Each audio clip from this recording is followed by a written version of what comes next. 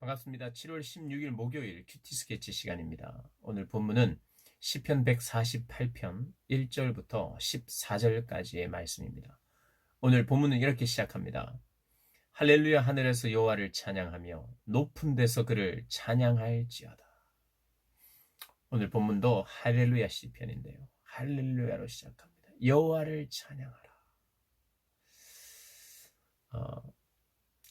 생전에 내가 존재하는 한 여호와를 찬양하고 내가 살아가는 이유가 주님을 찬양하기 위함이고 주님을 즐거워함인데, 그리고 그분은 찬양받기에 합당하시기 때문에 우리 존재의 목적이 찬양하는 것이기에 찬양하는 것이 맞습니다. 그러나 그 찬양하는 이유는 또 그것만 있는 게 아니죠.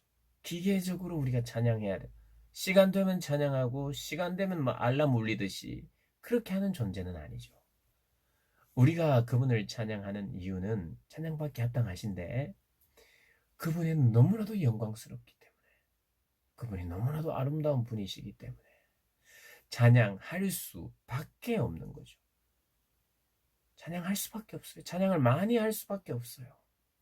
근데 찬양이 빈곤하거나 찬양이 참 부족하거나 내 삶에 찬양이 거의 없는 이유는 그분의 그 영광스러움을 몰라서 그래요. 그분의 아름다움을 몰라서 그래요. 그분의 아름다움을 알고 그분의 영광스러움을 알면 찬양할 수밖에 없죠. 그래서 오늘 우리가 정의 내리고 갑시다. 뭐냐면 내가 찬양이 부족한 이유는 다른 이유가 아니에요.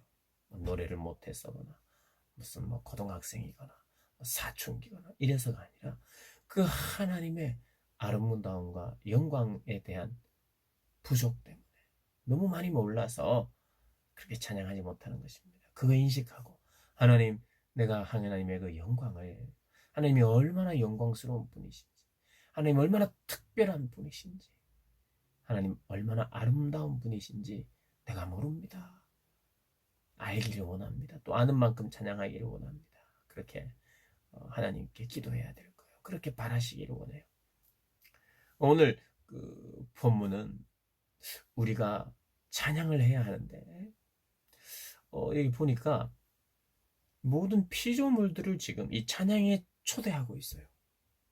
우리를 향하여 호흡이 있는 자는 찬양하라, 이렇게 우리에게 찬양을 권고하기도 하는데, 오늘 148편은 오늘 보니까 천사들아 찬양하라, 모든 군대에 찬양하라, 해야 달아 찬양하라, 별들아 찬양하라, 하늘도 찬양하고 하늘 위에 있는 물도 찬양하고, 그리고 용들과 바다도 찬양하고 불과 우박과 눈과 안개도 찬양하고 광풍도 찬양하고 산과 과수와 백향목, 짐승, 가축, 기는 것, 나는 새, 왕들, 백성들, 고관들, 재판관들, 총각, 처녀, 노인, 아이들아 찬양하라. 이 모든 피조물이 찬양하라고 말합니다. 여러분, 총각과 처녀와 노인과 아이들, 왕들, 백성들, 고관들, 재판관들이 찬양하는 것은 이해가 됩니다. 그리고 굳이 짐승들이 찬양하라라고 하는 것은 조금 이해가 돼요. 개가 짖기도 하고 그런 소리가 자체가 생물이니까. 그런데 무생물, 물론 해 이런 것도 생명력이 있으니까 무생물이라고만 말하기는 그런데 무생물들이 있잖아요, 그죠? 없나? 해, 달, 별들 이런 것 무생물 아닙니까? 그런데 그들도 찬양하기를 요청하고 있어요. 아니, 어떻게 또 찬양을 할 수가 있나? 그리고 여기 보니까 용들, 불들, 우박들이 찬양할 수가 없잖아요. 그 용이 있으면 목 졸라가지고 찬양해. 바다 짐승 보고, 개들 보고 찬양해. 기는 이렇게 뭡니까? 거미나 개미나 지네 이런 것도 보고 너도 찬양해. 이렇게 하는 건 아니죠. 이게 아니고, 이건 무슨 말이냐면 이런 의미입니다. 모든 무생물에게도 명령해서 너희들이 찬양하라라는 것은, 물론 그들의 존재 자체가 그들이 하나님께서 만들었다고 하는 피조물이라는 입장에서 피조물의 존재 자체는 하나님의 영광이 되기 위함이기 때문에 하나님을 찬양하는 그런 그 존재 자체로 하나님을 찬양하는 그런 것이어야 된다. 해는 해대로 밝음을 표현하면서 또 별들이 밝음을 반짝이면서 하나님을 찬양하려는 그런 의미가 될 수는 있겠으나, 오늘 이 모든 피조물들은 지금 초대하고 있는 것은, 권면하고 있는 것은, 찬양하라고 명령하라고 하는 이유는, 너희들은 다 피조물에 불과하다. 지으신 분이 있다. 그러니까 오직 찬양받기 합당하신 분은 창조주 하나님밖에 없다는 것을 지금 강조하고 있어요. 그런데 찬양 받으실 분은 오직 하나님이시다. 그리고 이 시대에는, 이 고대 사회에서, 고대 시대에는요, 해를 숭배했어요. 천사를 숭배했습니다. 천사 숭배, 해, 달, 뭐 별들 막 숭배하고요. 바다에는 용이 지금 바다를 다스린다고 생각하고요. 그 피조물인데도 불구하고 그들에게 어떤 힘과 권능이 부여되었어요. 사실은 하나님이 그것을 부여하셨죠. 그렇지만 찬양받을 존재는 아니에요. 그런데 사람들이 그걸 찬양받을 존재로 올려놔 버렸어요. 그러니 오늘 이 찬양 안에는 어떤 의미도 있느냐 하면, 참되게 유일하게 찬양받으실 분은 창조주 하나님밖에 없다. 혹시 너희들 중에 우상을 숭배하고 천사를 숭배하고 해를 숭배하고 너희들아 다 돌아오라, 이겁니다. 그들조차도 하나님을 찬양해야 되는 그런 존재다라는 걸 이야기하면서, 모든 만물아 여호와를 찬양하라. 모든 산들아, 너희들이 신으로 만들고 우상으로 만든 것들을 돌이키라, 돌아오라. 그런 의미도 함께 있는 거죠. 숭배의 대상이 되었다. 그들은 사실은 숭배의 대상이 아니다. 오직 하나님만 숭배의 대상이니 하나님만 찬양하라 라고 말하는 것입니다. 그래서 오늘 본문은 첫 번째로 하나님을 찬양하라. 왜?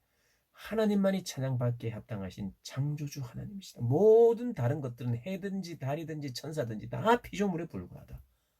우리가 숭배해야 할 대상이 아니다. 하나님만 숭배받을, 찬양받을 창조주 하나님이시기 때문에 찬양하라는 것입니다. 두 번째는 오늘 14절에, 이 내용도 조금 뭔가 특별하다고 할 수 있는데 뭐냐면은 14절에 이런 내용이 나옵니다. 그가 그의 백성의 뿔을 높이셨으니, 이 백성의 뿔을 높였다는 것은 백성들에게 힘을 더했다는 겁니다. 힘을 더해서 높이셨으니, 누가요? 하나님이. 그는 모든 성도 곧 그를 가까이 하는 백성 이스라엘 자손의 찬양받을 이시로다. 하나님은 찬양받으셔야 됩니다. 왜냐하면 그의 백성들에게 힘을 주시고 그의 백성들을 높여주셨기 때문에 그분은 찬양받으셔야 됩니다. 사랑하는 여러분, 우리를 하나님이 높여주신답니다. 당연히 높여주시죠. 우리가 겸손하게 하나님을 높일 때 하나님은 우리를 들어 올려주세요. 그래서 우리로 하여금 들어 올려줬으니 우리가 교만해져서는 안 되고, 우리를 높이 들어 올려주신 주님의 이름을 우리는 또 찬양해야 돼요. 그래서요, 온 만물을 바라보면서 하나님을, 창조주 하나님을 찬양하고, 또 구원의 하나님도 찬양하겠지만, 이런 찬양도 저와 여러분에게 많이 있기를 원합니다. 우리가 하나님을 높이며 살았더니 하나님이 우리를 높여주셨습니다. 그래서 저는 여호와 하나님을 찬양합니다. 여러분, 이런 것들도, 이런 찬양의 제목들도 우리에게 많아지기를 주님의 이름으로 축복합니다.